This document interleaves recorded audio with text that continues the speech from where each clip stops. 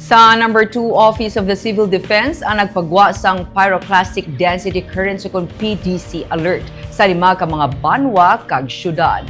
Nalakip sa ginapaandaman ang pila ka mga barangay sa La Castellana, Pontevedra, Moises Padilla, La Carlota City kag Bago City.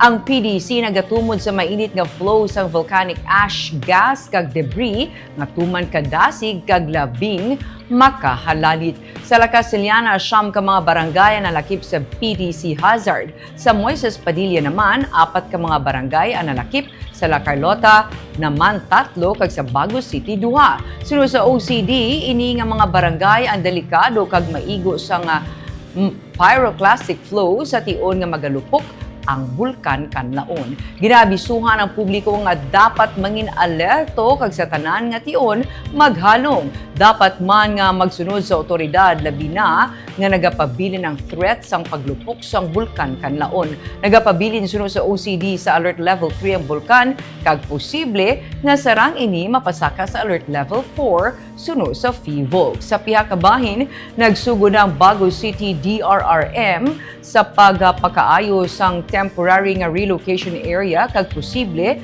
nga mangin tent city sa Barangay Napoles sa Bago City. Sa Phase 1, ginalantaw nga ini ang magahatag sang temporaryo nga ilistaran para sa 23 ka pamilya nga naapektuhan sang bulkan Kanlaon. Ang temporary nga relocation mayara man sa nga demo farm kung sa diin mahatagan ang mga internally displaced persons sa mga alternatibo nga pala nga buhian.